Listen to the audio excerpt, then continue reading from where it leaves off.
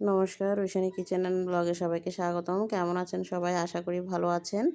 তো আজকে করলাম সর্ষে পাবদা রেসিপি। আর ওয়েদারটা অনেক সুন্দর, তাই ভাবলাম একটু সর্ষে পাবদাই করা যাক। এখানে আমি পাবদা মাছ নিয়েছি ৫ পিস, আর এটা ম্যারিনেট করব। ম্যারিনেটের জন্য দিয়ে দিব লবণ, হলুদ, মরিচ আর ম্যারিনেট করার জন্য, আর সাথে দিয়ে দিব কাঁচা সর্ষের তেল। যেহেতু সর্ষে পাবদা, তাই আমি এটা সর্ষের তেলেই করব। সর্ষে তো বাটা দিবই, সাথে সর্ষের তেল দিয়েই সব কিছু করব। আর এটার ফ্লেভারটা অনেক ভালো আসে। আপনারা চাইলে সর্ষের তেল যারা খেতে পারেন না, তারা সর্ষে পাবদার রেসিপিটা চাইলে সয়াবিন তেল বা সাদা তেল যেটাই বলেন, সানফ্লাওয়ার যেটাই বলেন, সেটা দিয়েই করতে পারবেন। আর সেটাতেও অনেক ভালো হয়। তো এখানে আমি একটু কাঁচা সর্ষের তেল দিয়ে দিয়েছি, আর ভালো করে এটাকে মাখিয়ে নিব যাতে মশলাগুলো ভালো করে অ্যাডজাস্ট হয়ে যায় মাছের সাথে। রেস্টে রেখে দিব ১০ থেকে ১৫ মিনিটের জন্য।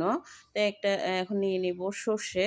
আর আমি নিয়েছি এখানে হলুদ সর্ষে, যেটা সেটা আপনারা চাইলে কালো সর্ষে বা সাদা সর্ষেও নিতে পারেন। আর আমি এই সর্ষেটা আমার কাছে অ্যাভেলেবেল ছিল, সেজন্য এটা নিয়েছি। এখন এখানে পরিমাণ মতো সর্ষে দিয়ে দিব, আর দিয়ে দিব ৪ পিস কাঁচা লঙ্কা। ঝাল যার যেমন ভালো লাগে সে সেভাবেই দিতে পারেন। কাঁচা লঙ্কা দিলে মাছের কালারটা অনেক সুন্দর আসে। আর সর্ষের সাথে যখন কাঁচা লঙ্কা আর লবণ মিক্স করে বাটা হয়, তখন সর্ষের তেতো ভাবটাও একটু কম লাগে। এখানে আমি নিয়ে নিয়েছি চীনাবাদাম দেওয়ার জন্য। আপনারা চাইলে কাঠবাদাম, কাজু বাদাম যেকোনো বাদামই ইউজ করতে পারেন। আমার হাতের কাছে চীনাবাদাম ছিল, তাই আমি সেটাই নিয়েছি। ঘরোয়া পদ্ধতিতেই রান্না, যা ঘরে উপকরণ আছে সেগুলো দিয়েই করব। তো এখানে মাছগুলো একটু ভেজে নিব। আপনারা চাইলে কাঁচাও রান্না করতে পারেন মাছটা। আমি একটু মাছ না ভাজলে কম খেতে পারি আরকি। একটু বড় মাছ আমার থেকে ভাজা করতে হয়, সেজন্য আমি হালকা করে একটু ভেজে নিব। আর এই পাবদা মাছটা অনেক সেনসিটিভ হয়। তেলের মধ্যে দিলে এটা একটু ফুটে, সেজন্য আপনারা চাইলে তেলে একটু লবণ দিয়ে দিবেন, যাতে মাছটা কম ফুটে আরকি, গায়ে যেন না পড়ে। সেজন্য এবার মাছটাকে ভালো করে লাল, লাল করে একটু ভাজা করে নিব। তো ভাজা প্রায় হয়ে গেছে। এখন একটু নামিয়ে নিব। আর এই মাছটা এতটাই সেনসিটিভ হয় যে মানে ভেঙে যায়, খুব সহজেই ভেঙে যায়। কিন্তু খেতে অনেক মজা মাছটা, পাবদা মাছ। যদিও আমি আগে খেতাম না, কিন্তু এখন আমার অনেক ভালো লাগে। এখানে আমি যে মশলাগুলো নিয়েছি সেটা একটা ব্লেন্ডারে সবগুলো মিক্স করে নিব। এই যে সব কিছুই এখন ব্লেন্ডারে দিয়ে দিব। তো আপনারা চাইলে শিলে বেটেও নিতে পারেন। আমি যে প্রসেসে আমার সহজ হয় আমি সেটাই করার চেষ্টা করি। আর দ্রুত করার চেষ্টা করি। তো এখানে আমি এই যে চিনাবাদাম, সর্ষে, কাঁচা লঙ্কা সব দিয়ে দিলাম। আর টমেটো কুচি, আমি ২ টো টমেটো নিয়েছি, সেই কুচিটাও এখানে দিয়ে দিব। সামান্য পরিমাণে একটু জল দিয়ে দিব। জল দিয়ে ব্লেন্ড করে নিব ভালো করে, যতক্ষণ না এটা আ মানে মিক্স হয়ে যায় আরকি, একদম পেস্টের মতো হয়ে যায়, ততক্ষণ পর্যন্ত এটাকে মিক্স করে নিব। তো এখানে আমি কড়াইতে দিয়ে দিলাম তেল। যে মাছ ভাজার তেলটা ছিল সেটাই ইউজ করে নিব মাছে। তো সর্ষের তেল একটু দিয়ে দিলাম জিরা ফোড়নে। আর একটু দিয়ে দিব কুচি আদা। আদাকে ছোট, ছোট করে আমি কুচি করে নিয়েছি। এটার ফ্লেভারটা অনেক ভালো আসে। তো অবশ্যই চেষ্টা করবেন আদা কুচিটা ইউজ করার জন্য। এখানে একটু লাল, লাল করে এটাকে ভাজি করে নিব। আর তেলেই দিয়ে দিব হলুদ।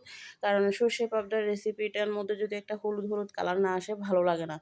আর দেখতে মানে অতটাও হয় না, সুন্দর হয় না আরকি। তো দেখতে সুন্দর হলে খেতে আগ্রহটা আসবে, সবসময় আমি যেটা বলে থাকি।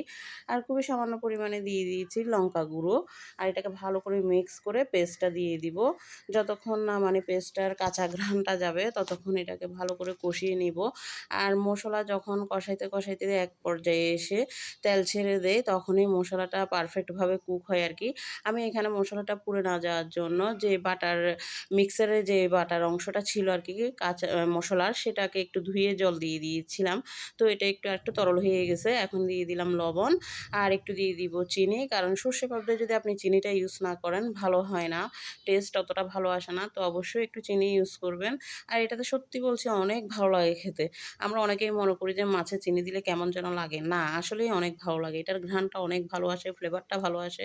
মানে খেতেই দুর্দান্ত লাগে। তো এখানে আমার এই যে মসলাটা প্রায় ফুটে গেছে। এখন দিয়ে দিব মাছ। আর মাছটাও কিছুক্ষণের জন্য ফুটিয়ে নিব। কারণ বেশিক্ষণ মাছটা তো হাফ কুক হয়েই গেছে। ভাজতে, ভাজতেই মাছ অর্ধেক হয়ে যায়। এরপরে বাকিটা এখানে মসলায় যতক্ষণ লাগে ততক্ষণই ফুটিয়ে নিব। বেশি আবার করব না। কারণ এই মাছটা আবার নরম হয়, সেজন্য বেশিক্ষণ করব না। শুধু গ্রেভিটা গায়ে, গায়ে চলে আসলেই মাখা, মাখা হয়ে গেলেই আমি নামিয়ে নিব। এখন যে ঢাকনা দিয়ে দিলাম। যতক্ষণ পর্যন্ত না হয় ততক্ষণের জন্য রেখে দিব। আর আমি এখানে মাঝখানে একটু কাঁচা লঙ্কা, পাকা লঙ্কা দিয়ে দিয়েছি দেখতে সুন্দরের জন্য। আপনারা চাইলে গার্নিশ করার জন্য আম পেঁয়াজের বেরেস্তাটা ইউজ করতে পারেন। আমি করি নাই, কিন্তু আমি কাঁচা লঙ্কা দিয়ে দিয়েছি। আর অনেকে চাইলে গার্নিশের জন্য ধনেপাতা কুচিও ইউজ করতে পারেন। এই ২ টা আমার ছিল না ঘরে, সেজন্য আমি দিই নাই। আমার হাতের কাছে যাই থাকে আমি সেটা দিয়েই করার চেষ্টা করি প্রতিটা রেসিপি। আর এখানে এই যে হয়ে গেছে, এখন দেখুন কতটা সুন্দর হয়েছে। প্লেটিং করে নিচ্ছি। যতটা প্রয়োজন ততটাই। এই যে অনেক গাঢ় হয়েছে গ্রেভিটা দেখুন। আর খেতেও সত্যি বলছি অনেক ভালো হয়েছে। তো অবশ্যই আপনারা একবার ট্রাই করে দেখবেন এই সর্ষে পাবদার রেসিপিটা। আর আমার পাশে থাকার জন্য সবাইকে অসংখ্য ধন্যবাদ।